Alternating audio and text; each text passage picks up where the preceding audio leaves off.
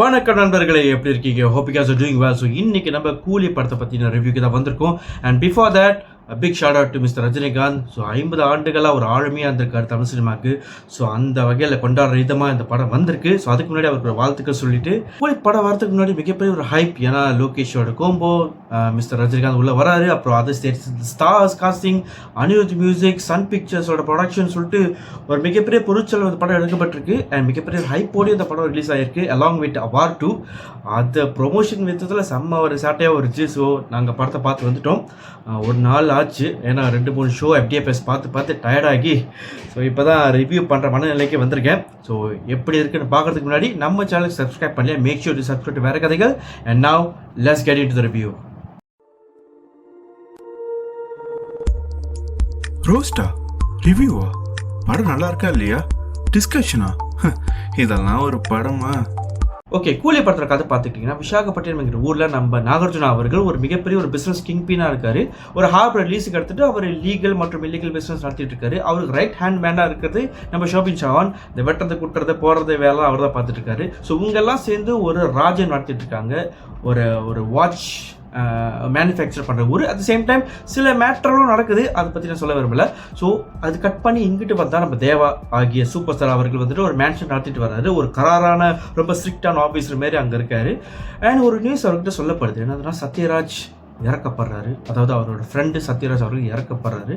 So அவரோட மகளான சூர்யாசனும் ரஜினிகாந்தும் ஒன்று சேர்ந்து இந்த கொலை எப்படி நடந்துச்சு, ஏது நடந்துச்சு, இந்த கொலைக்கும் அந்த ஹார்பருக்கும் என்ன சம்மந்தம்ங்கிறது அந்த கூலி படத்தோட ஒன்லைன் ஸ்டோரி. அம்புட்டுதேன்.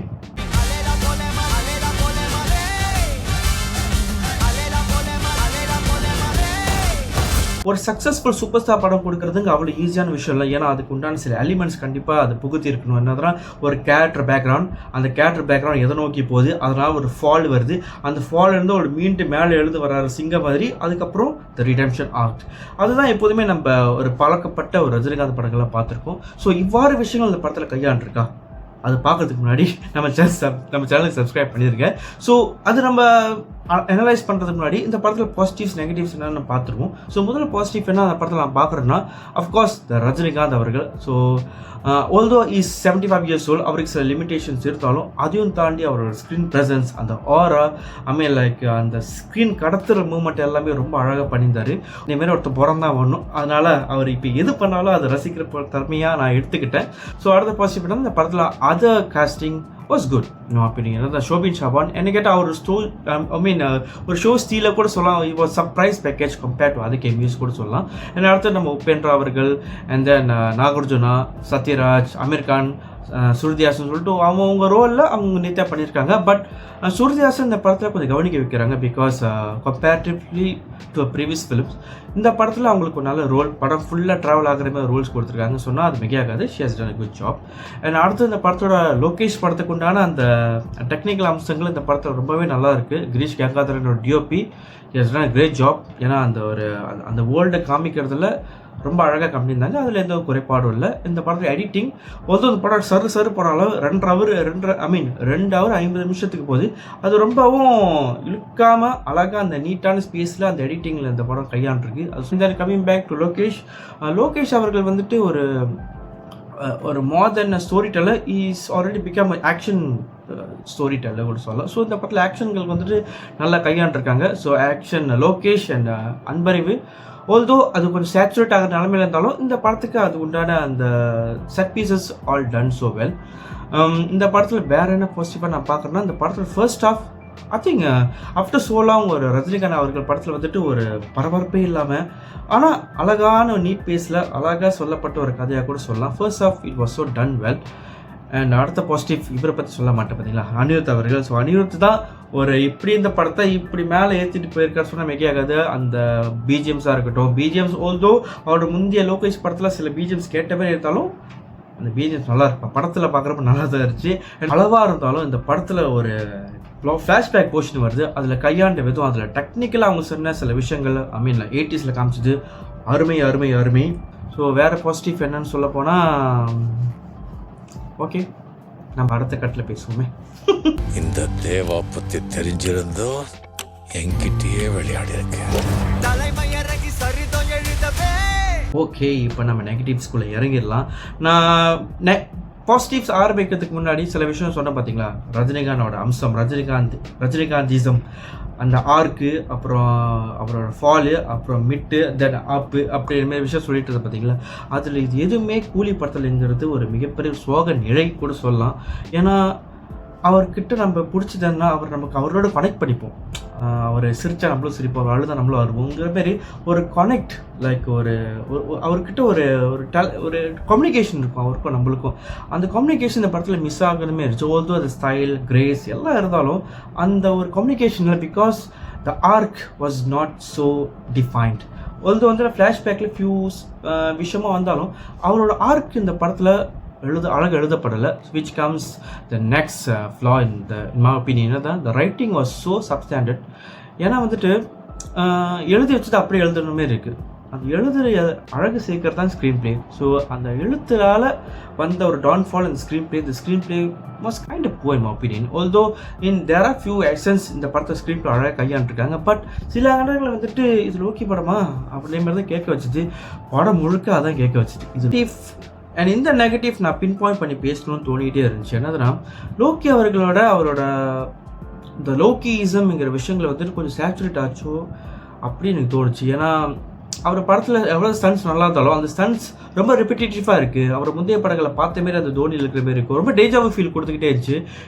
அவரோட அந்த அம்சங்கள் எல்லாமே, அந்த ரெட்ரோ சாங்ஸ், அந்த ஃபைட் சீக்வன்சஸ், அந்த எலிவேஷன் எல்லாமே ரொம்ப பார்த்து பழகினதாக இருக்குது அவர் படத்தில் இருந்ததுனால. எனக்கு அது ஒரு புதுசாக ஃபீல் ஆகலை. ஏதோ ஒரு ரீஹேஷ் ஆஃப் ப்ரீவியஸ் லோக்கி ஃபிலிம்ஸில் பார்த்த விஷயங்களாக தான் தோணுச்சு.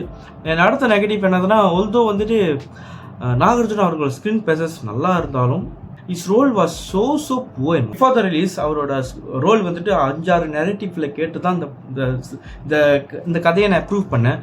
அந்த முதல் நெரேட்டிவ் எப்படி இருந்திருக்கும் யோசிச்சு பாருங்களேன். அப்படி தான் இருந்துச்சு பார்க்குறப்போ.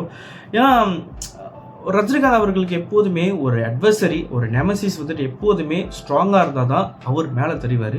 ஸோ இவர் ரொம்ப ஓவர் பவராக இருக்கிறதுனால, நம்ம ரஜினிகாந்த் ரொம்ப ஓவர் பவராக இருக்கிறதுனால வேறு எவன் வந்தாலும் அந்த மாதிரி தான் போயிட்டே இருந்துச்சு. அண்ட் ஆல்சோ உபேந்திரா அவர்கள் இப்போ எல்லாரையும் கொண்டாடிட்டு இருக்காங்க, செம்ம ஸ்க்ரீன் ப்ரெசன்ஸ். பட் அவருக்கு கொண்டு வரதுக்கு முன்னாடி அந்த ஸ்க்ரீன் உண்டான அந்த ஸ்க்ரீன் பிளே, அவர் பில்டப் எல்லாமே ரொம்ப சுமாராக இருந்தனால இன்னும் டக்குன்னு இறங்கின மாதிரி இருந்துச்சு. Although screen presence good, but it was my opinion. அடுத்தது நம்ம அமீர் அவர்கள் பற்றி சொல்கிறதுக்கு எதுவும் இல்லை. இந்த கேமியோ சொல்ல போனால் ஏதோ சத்யராஜ் பற்றி சொல்ல மாட்டேன். அவர் மறந்துட்டேன், உண்மையாக சொல்ல போனால் அவர் மறந்துட்டேன் படத்தில் இருக்காருன்னு. ஸோ அவரோட இந்த படத்தில் அவர் இறந்து போகிறாரு. அந்த கேரக்டர் அந்த இறப்புக்கு பின்னாடி என்ன சூழல், எதுக்கு நடந்துச்சு, உண்மையாக சொல்லப்போனால் அந்த படத்தில் ஒன்லைனர் சொல்கிறதுக்கு ரொம்ப கஷ்டப்பட்டேன். இதுதான் கதையா? லைக் ஒரு கதைங்கிறது ரொம்ப சிம்பிள் தான், அதை சுற்றி நடக்கிற விஷயங்கள் தான் அமேசிங்காக இருக்கணும். பட் இந்த படத்தில் வந்துட்டு எல்லாமே ரொம்ப இவ்வளோதானா, இதுக்கான இவ்வளோ தூரம் வெயிட் பண்ணி பார்த்தேங்கிற மாரி ஒரு விஷயம் தோணுச்சு. நான் ஒரு வாட்டி பார்த்து 3 வாட்டி பார்த்து சொல்லிட்டு இருக்கிறது. So that's not the issue that I find in this movie. And அடுத்த நெகட்டிவ் என்னதுன்னா, நோ சர்ப்ரைசஸ். லைக் லோக்கி படத்தில் எப்போதுமே இந்த ட்விஸ்ட் டர்ன்ஸ், சில சர்ப்ரைசஸ் இருக்கும். இந்த படத்தில் அது ரொம்ப லைக் எல்லாமே சொல்லி முடிச்சிட்டேன் போல, திருப்பி அதை ரிப்பீட் பண்ணுறதுனால அதை சொல்லிடுறேன்.